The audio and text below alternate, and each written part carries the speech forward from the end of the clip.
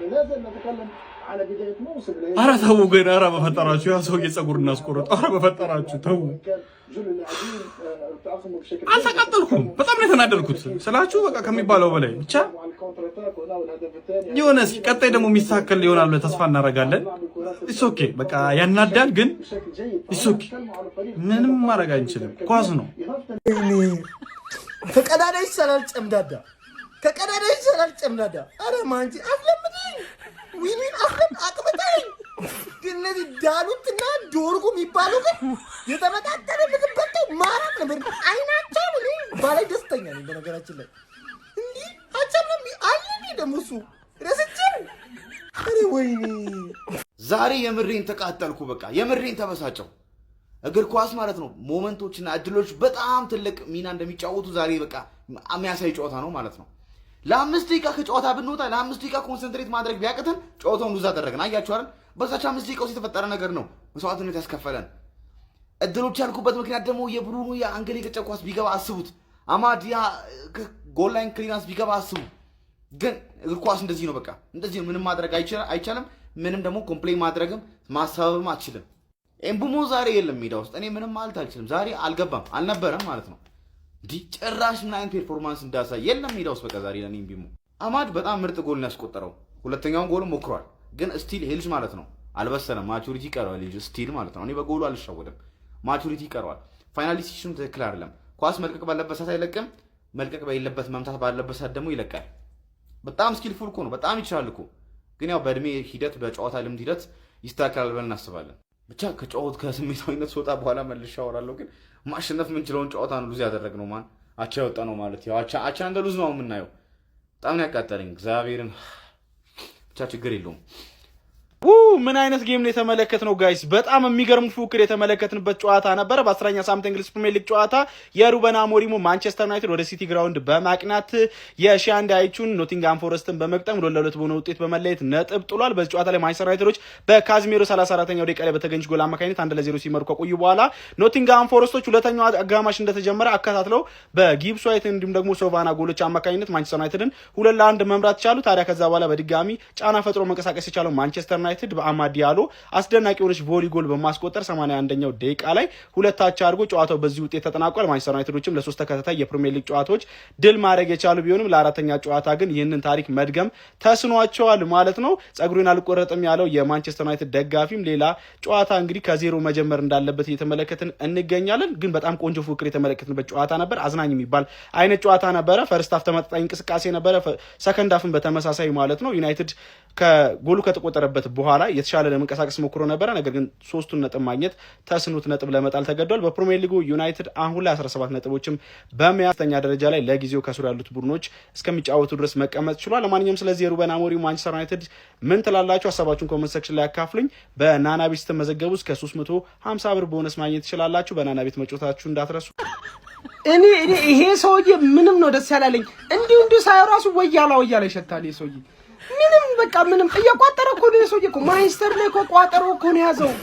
300ኛ ቀን 200ኛ ቀን ምናምን እያለ እኮ እየቋጠረ ነው ማንቸስተር ላይ 5 ጨዋታ እንዳያሸንፍ እንዴ ጎበዝ አይሆንም በቃ እንደዚህማ እንዛለቀ የሀገሬ ወሳኝ ዱነጎች አሉ ትላካላችሁ ትሄዳላችሁ ላጭታችሁ ትመጣላችሁ ይሄንን ሰውዬ አይሆንም እንዲህ ውስጥ የደሳላሉ ስለዚህ ሰውዬ እንዲህ መሆኑ ነው እኮ ጸጉሩ እኮ ከዚህ ማለፉ ነው እንደዚህ መሆኑ የማይቀር ነገር ነው በዚህ አይነት ስለዚህ ይሄ ሰውዬ ማንቸስተር ላይ ግዴላችሁም እየቋጠረ ነው በቃ ቋጠሮ ነው ያዘው ማንቸስተር ላይ ወያላ አረተው ግን በዚህ እንዲም ጀመራችሁ የእናንተ ቋጠሮ እኮ አልቅም እንዴ በቃ ዱነግ የሀገሬ ዱነጎች ተዘጋጁ ትሄዳላችሁ ላጭታችሁ ትመጣላችሁ ምንም የተለየ ከዚህ በኋላ እንደዚህ አይነት ቋጠሮ አይሰራም እንደዚህ የምትተበትቡት ነገር በጸጉር በምን አይሆንም ስለማይሆን ነው ተዘጋጁትና ካላችሁ አንዴ በቃ ምንም ተዛለቀና እንደዚህማ አይሆንም እንደዚህ እንዴ የዚህ ጨዋታ ተጠያቂ ማንንም አይደለም ዩናይትድ 5 ጨዋታ ካሸነፈ ጸጉሬን እቆረጣለሁ ያለው ሰውዬ ይሄው አንተ ባልከው እኔ እዚህ መሀል አስፋልት ላይ እንደ እብድ ማለት ነው በባዶ እግሬ ዞራለሁ እንዲህ ጨዋታ እየተመራንና ይሁን ምንም አይባልም ስለ የሞተም አለ አቻም ጥሩ ነው እግዚአብሔር ይመስገን ይሁን ምንም አይደለም ግን ይሄ ሰውዬ የሆነ ነገር ማድረግ አለብን ይሄ መፍታት የለብንም ጋይስ እንደቀልድ ማየት የለብንም ካልሆነ አደጋ ውስጥ ነን እኛ እናቴ ትሙት ኧረ አማድ አስደሰትከኝ፣ የምር አስደሰትከኝ ፋሚሊ። በእውነት ነው የምላችሁ አቻ መውጣችን ያው እንደ ዩናይትድነቴ ያው 3 ነጥብ ታውቃላችሁ። ንጉሳውያን ስትሆን ይደብር ይችላል፣ ግን እንደ ዩናይትድ ይሄ ውጤት እኔ ብዙም አላስከፋኝም። አቻ 2 ጎል የገባብን ጎል በቃ ፎከስ እነ ዮሮ በቃ ፎከስ አጥተዋል። የተሸራረፈ የአየር ኳስ የሆነ ፎከስ ማጣት የገባብን ጎል ነው። እነ ኩኛ ብዙ ድል ፈጥሯል።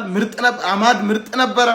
እምቤሞና አማድ ዛሬ ጥምረታቸው ላይ ሰውየው መከላከል ላይ ባይዞ የፎረስቱ አሰልጣኝ በጣም አውሬ ነው። ከመከላከል ውጭ ባይዞ ምንም ነገር አያውቅም። በጣም ነው ከኤቨርተን ተባብሮ የመጣው ምናምን ነገርና ጥምረታቸው ላይ ትንሽ ተጽዕኖ ፈጥሯል። እኔ ሼሽኮ ስታርት ሆኖ ባይጀምር ደስ ይለኝ ነበረ። ከዚህ የተሻለ ነገር እናይ ነበረ። ብቻ ብዙም አልከፋኝም። ቻምፒየንስ ሊግ እየመጣንልሽ ነው። ፓፓው ቻምፒየንስ ሊግ እየመጣንልሽ ነው። ብናሸንፍም የትም የማይደርስ ቡድን ነው። በእርግጥ ያሸነፉ መማር ይሻላል እንጂ በቃ ይሄ ለአውሮፓ የሚሆን ከ1 እስከ 4 ለመጨረስ የሚወዳደር ቡድን ነው። በከባዱ ተፎካክሮ ማለት ነው ከ1 እስከ 5 ለመውጣት የሚጥር ነው እንጂ በጣም ገና ብዙ የሚቀረን ነገር አለ።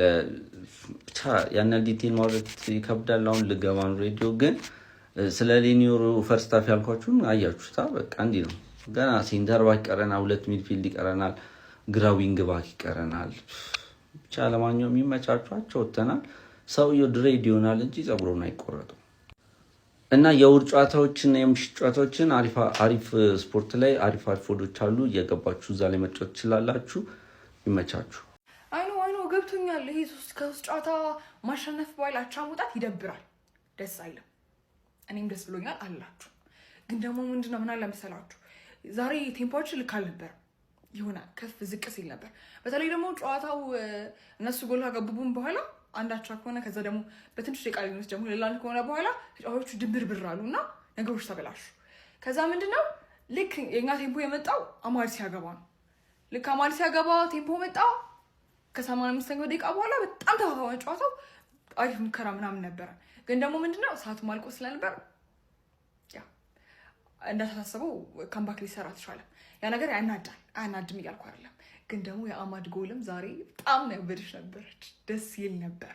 ከባለፈው ፐርፎርማንስ ዛሬ ትንሽ የሆነ ዝግብ ያለ ነገር አይተናል። ልክ አይደለም አላችሁም፣ ግን ያው ብዙ አይደለም። ብቻ መላችሁ ፈልጌ ነው። ግን ነገ ጠዋት ከ3 ሰዓት ጀምሮ በብሔራዊ ደም ባንክ በአዲስ አበባ ባለው ማለት ነው ደም እንሰጣለን። ያው የሚቀራ ያለ ሰው አይመስለኝም ማለት እስካሁን ሰምታችኋል። እኔ ላሳሳችሁ ዛሬ ብዬ ነው። ነገ ጠዋት እዛው እንገናኝ፣ እጠብቃችኋለሁ። ደም መስጠት ማትችሉ ደግሞ ተገኝታችሁ ሰፖርታችንን እናሳይ። የማንቸስተር ደጋፊዎች ነገ ጠዋት ብሔራዊ ደም ባንክ አዲስ አበባ የሚገኘው ማለት ነው ስታዲየም እጠብቃችኋለሁ። እዛው እንገናኝ። በቃ ጋይስ ተስፋ ቆረጡ። ሰውየው እድሜ ልኩን አይቆረጥም። በቃ በራሱ ፍቃድ ካልተቆረጠ እድሜ ልኩን አይቆረጥም።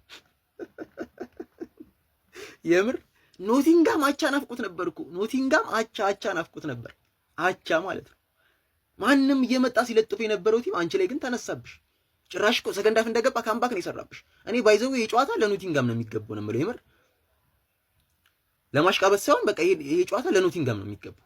በተለይ ሁለተኛው አማድ ያገባው ማኑ ተነክቶ፣ አማድ ግን አገባው። መጀመሪያ ላይ ራሱ ፔናልቲ ቦክስ ውስጥ ነክተው ነበር እና አማድ ኖቲንጋም ፎረስት እያጠቃ ማለት ነው። ግን ዳኛው ምንም አላለም። ብቻ ኖቲንጋም ዛሬ ይለይ ነበር የምር። መቼም በቃ 5 ተከታታይ ጨዋታ ተሸንፊም ሻሽ የምር አይሻሽ። እናም ጋይስ በዋሊያ ቤት በካሲኖ በየቀኑ ሲጮቱ 12% ተመላሽ ያገኛሉ ማለት ነው። ዋሊያ ቤት ላይ በመግባት ካሲኖ እየተጮታችሁ በየቀኑ 12% ተመላሽ ያገኛሉ ማለት ነው። ዋሊያ ቤት ይለያል። ምን ነው በምክንያት ነው። ይመቻል። ከኔ ውጪ ማንም የለም ብዬ ነበር፣ አፍልቼ ነበር። በ90 ሰከንድ ክትት አድርገው አቀዘቀዙኝ፣ አረጋጉኝ። ቤተሰቦች አይ አንወርድም፣ በዚህ ዓመት አንወርድም። ቤተሰብ አንወርድም። ምርጥ ቲም ነው።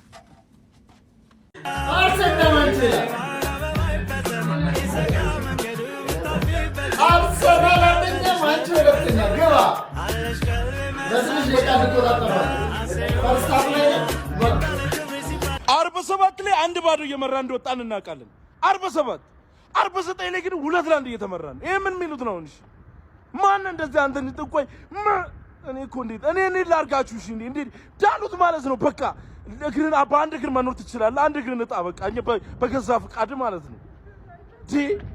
ሁለት ጫኔ የመጨረሻው ኳስ ደስታ ወይኔ እግዚአብሔር ነው የምላችሁ። በዚህ አቋማችን ቶተናምን ሄደን ልንጮት ለዛውም አዌ ሄደን ቶተናምን ልናሸንፍ አይሆንም ማለት ነው። በቃ ዳሉት እንዳይገባ አንፈልግም። ምንም ይሁን ብቻ ጀመው ሼር አድርጉ።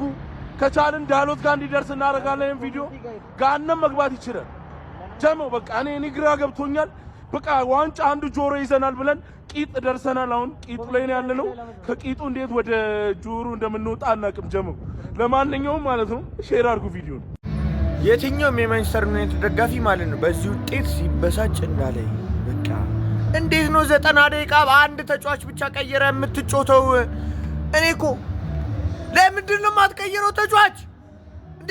ቦርኮ በቦርኮ ደደብ በደደብ የምትቀይረው ዳሎት ደደብ ዶርጉ ደደብ ምንድን ነው የምትለን አንተ አሰልጣኝ እንዴ? ኧረ ተጫዋቾቹን ተጠቀምባቸው። ምንድን ነው የምትሳም? ሁለተኛ መጣን ስንል ጭራሽ ደግሞ ኧረ በጣም የሚያስጠላ ነገር እናቴ ትሙት። ኧረ በእናትህ በቃ ሶስቱን ጨዋታ አሸነፍን አይደል እንዴ? ሜካፓም ክለብ አታደርገው ይህንን ክለብ ተጫዋቾችን ቀይር። ከ60 ደቂቃ በኋላ የማይችለውን የደከመውን አስወጣ። በቃ ምንድን ነው?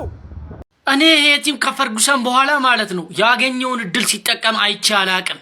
ሁሌ በቃ እንዲህ እንዳቃጠለን ነው። በቃ ያገኘውን እድል ሁሌ መጠቀም የማይችል ቲም አስቀያሚ የሆነ ነገር ነው እያሳዩ ነው ያሉት። እንዴ አስቡት እስኪ ከስር እስከ ላይ ያሉ ቲሞች እርስ በርስ ተገናኝተውልህ ይሄን እድል አለመጠቀም ማለት አስቡ። ሁለተኛ ላይ መተን ዘጭ ምንልበት እድል ነበርኩ።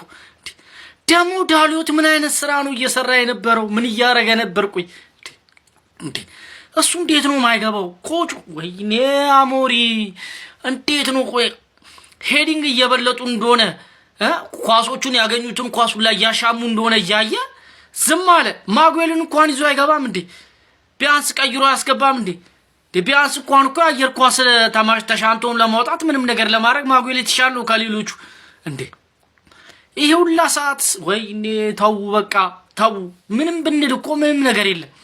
ግን ይሄ ቲም በቃ ያገኘውን እድል መቼም ቢሆን ሊጠቀም የማይችል ቲም ነው። መቼም ነው በቃ መቼም ቢሆን ያገኘውን እድል አይጠቀም። አሁን ለእግር ኳስ 45 ደቂቃ አንሶ ነው 45 ደቂቃ አሁን አይበቃም ለእግር ኳስ። አረ ኢየሱስ ስም አራተኛ ዙር ነጥብ ያስጥሉናል። ይሄን የመሰለ ሞመንተም ያበላሹብናል። እግዚአብሔርን አማድሻውን ባይከትስ ተሸነፍን ማለት አይደል? እንደቀል በቃ ተሸነፍን ማለት ነው አይደል? እንዴት እንደሚያስ እግዚአብሔርን ይገማ ይመቻችሁ። እግዚአብሔርን ስለ ኤክስፔክት እንዳረግ አርጋችሁ ቂጥ ነው የከተታችሁ። ይመቻችሁ።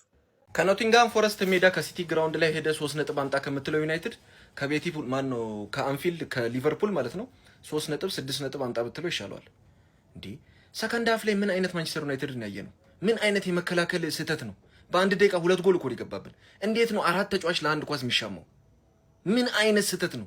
ይሄን ጨዋታ እኮ አሸንፈን መውጣት የምንችልበት ጨዋታ ነበር። ይሄ እኮ መግማማት መጠነባባት እኮ ነው። ምንድን ነው የሚባለው? ያው እሺ የአማድ ያቺ ሮኬቷ ኳስ ባትገባ ኖሮ እኮ ተሸንፈናል ኦልሬዲ። እነሱ እኮ በቃ ጌሙን ማኔጅ አደረጉ እኮ። በአንድ ደቂቃ 2 ጎል ሰጠናቸው፣ በቃ ዘጉ እኮ እንዴ። ፓርክ ዘባስ 5 ተጫዋች 7 ተጫዋች ተከላካይ ማን እንደምንም ብላ የተገኘች ያቺ የአማድ የሮኬት ኳስ ግን የምር ትለያለች። ቢያንስ እንኳን ከዚህ ጥሩ ነገር ያየነው ምን እንደሆነ ታውቃላችሁ? ያለ መሸነፍ ሜንታሊቲያችንን አስቀጥለናል። ያለ መሸነፍ ይሄን ጨዋታ የምናሸንፈው ጨዋታ ነበር። ፈርስት ሃፍ እኛ ተጫውተን ሰከንድ ሃፍ እነሱ ተጫውቱ። በስመ አብ እንዴት አባቱ ነው የሚያስጠላው ማለት የምንስታቸው ኳሶች ራሱ ምንድነው የማንናበበው ነው? ምንድነው ይሄ? ሼሽኮ ራሱ ዛሬ ምንድነው እንደዚህ ያፈዘዘው? ምን ቅሞን የመጣው ምንድነው ያጨሰው? በስመ አብ። ለማንኛውም የና ኮንፎሎ ላይክ ሼር ባደረግ እንዳይረሳ። ለእናንተ ግን ማለት ነው ዛሬ ምርጡ ተጫዋች ማን ነው? ለኔ አማድ ያለው ነው። በቃ ሙምቤሞማ ጭራሽ ፈዟል። ኩኛን ተውት በኢየሱስ። ዩናይትድ 4 ተከታታይ ጨዋታዎች የማሸነፍ ህልሙ በሾንዳሽ ቡድን ኖቲንጋም ፎረስት ዛሬ ተገቷል። ይህ ውጤት እኔን ጨምሮ ብዙ የማንቸስተር ዩናይትድ ደጋፊዎችን በቡድናችን ላይ ሪሊስቲክ የሆነ ኤክስፔክቴሽን እንዲኖረን ያደረገ ነው ብዬ ነው ማስበው። በተለይም 3 ተከታታይ ጨዋታቸውን ማሸነፋችንን ተከትሎ የደረጃ ሰንጠረዡን አንጋጦ ማየት አብዝተን ነበር። ነገር ግን የዛሬው ጨዋታ ያስተማረን ነገር ብዬ ማስበው አሁን ላይ ለዋንጫ ከመጫወት ይልቅ ሞር ቡድናችን ሪሊስቲክ የሚሆነው አምስተኛ ደረጃን ይዞ ለመጫወት ነው ብዬ ነው ማስበው። በጨዋታ ደረጃ ቡድናችን በምን አይነት መልኩ ፐርፎርም አረገ የሚለውን የምናይ ከሆነ አይ ቲንክ ካለፉት 3 ጨዋታዎች ያነሰ ኢንቴንሲቲ አግሬሲቭነት ያየንበት ጨዋታ ነበር። ምንም እንኳን እንዳለፉት 3 ጨዋታዎች በሎንግ ቦል በሰከንድ ቦል ከመጫወት ይልቅ ከኋላ መስርተን ለመጫወት ብንሞክርም በእነዚህ ከኋላ መስርተን በመጫወት የኦፕን ፕሌይ የጎል እድሎችን ለመፍጠር በጣም ተቸግረን ነበረ። ኢቭን ያስቆጠርናቸው የጎል እድሎች የተገኙት በኮርናዎች ወይም ደግሞ በሴት ፒሶች ነበሩ። ሌላ በዚህ ጨዋታ ላይ የተማርነው ነገር ቢኖር ሩበን አሞሪም ከዲያጎ ዳሎት ጋር ያለውን ኦብሰሽን ማቆም አለበት። ይህ ተጫዋች ወደፊት በመሄድ መጥፎ መሆኑ ዛሬ ብቻ ሳይሆን ባለፉት 10 እና እንዲሁም ደግሞ 8 ጨዋታዎች ላይ አይተናል። ዛሬ ወደፊት በመሄድ ብቻ ሳይሆን በተለይም ደግሞ ሁለተኛዋ ጎል ስትቆጠር ኳሱን ክሊር ከማድረግ ይልቅ ቆሞ ሲታዘብ ነበርና አይ ቲንክ ዶጉን የግራ ዊንግ ባክ ያስፈልገናል በማለት ላስት ሲዝን ጃንዋሪ ላይ ብዙዎቻችን ስንጮ ነበረ። ኢኒዮሶች በዶጉ መልስ ሰጥተውት ነበር። ነገር ግን እስቲል እሱን ቤንች በማድረግ ዲያጎ ዳሎትን ዊክን ዊክ አውት እያጫወተው ነው። አይ ቲንክ ሩበን አሞሪም ከዚህ ተጫዋች ጋር ያለውን ኦብሴሽን መቀነስ አለበት። የተቆጠረችብን ጎል አይ ቲንክ ከዳሎት በተጨማሪ አማድ ለመጀመሪያዋ ኳስ ተጠያቂ ነበረ።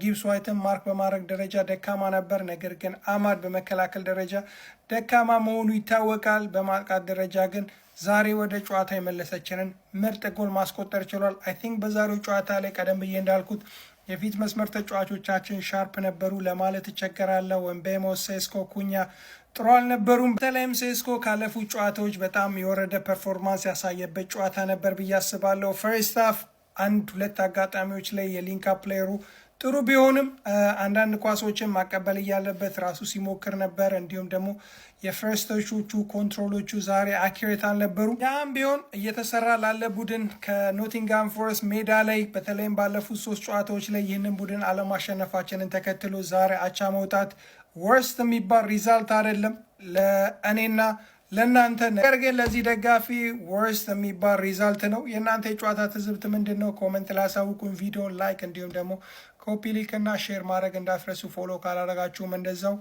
ፒስ። እናት አፈር ታስበላት። ወይ ተቆረጠው ወይ ይደግ በቃ አንፈልግም። ስለሌላ ነገር ፈልግ ሂድ። እንደውም ሊቨርፑል ካሸነፈ ጸጉሬን እቆረጣለሁ በል። አንድ ጨዋታ ያሸነፈልና ተቆረጠ እንዴ? እኛ ላንተ ጸጉር እንቋጥር፣ ለክለባችን እንቋጥር እንዴ? ምን አገባን? ምን አገባ? ወይኔ ምን አለ ኢትዮጵያ በኖርክ አንገትን ነበር ቆርጠው የሚያስቀምጡልኝ እንዴ? ምን አይነት የተረገመ ደጋፊ! ምን ደጋፊ ጠላት!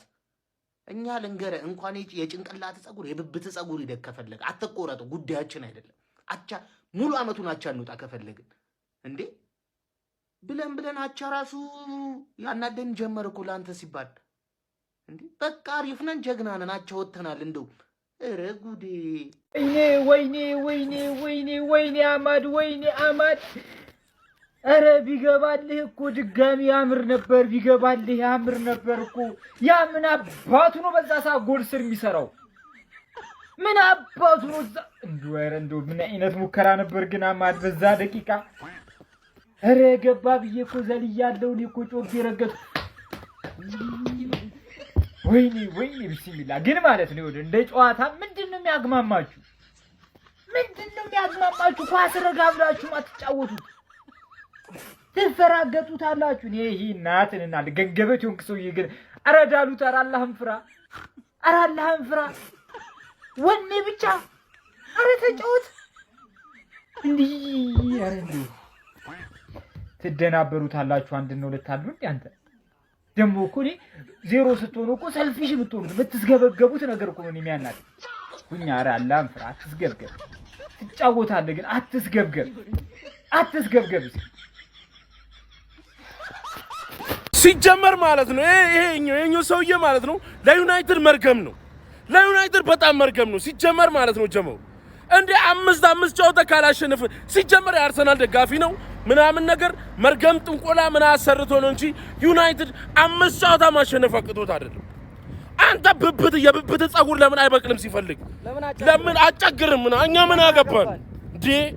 ያንተ ጸጉር 5 ጨዋታ አላለፈም ብለንና መርገም ትሆንብናለህ። ጥንቆላ ገና ትቀምላለህ። ቷን ጸጉሩ ላይ ይበቅላል ማለት ነው። ገና ታካለ እንደዚህ በቃ ቦታ ቆረጥ የኛ መርገም ይሰበር። 5 ጨዋታ አይደለም ዋንጫውን እንብላበት። ያንተ ጸጉር አልቆረጥም አለና ዩናይትድ 5 ጨዋታ ማሸነፍ የለበትም። ለማንኛውም ሼር አድርጉ። ለጸጉርን ተቆረጥ በሉት፣ አትቅመል በሉት። ለትንሽ ካምባክ ሰርተን ነበር። ለትንሽ ካምባክ ሰርተን ነበር። የአማድን ኳስ ባያወጣው ኖሮ ተከላካዩ ካምባክ ሰርተን ነበር። አሁንም አልተሸነፍንም። አቻ ነው ወጣ ነው። አቻ ሰማይ የሆነበት ክለብ አለው እኮ 6 ጊዜ የሚሸነፍ። እኛ አልተሸነፍንም።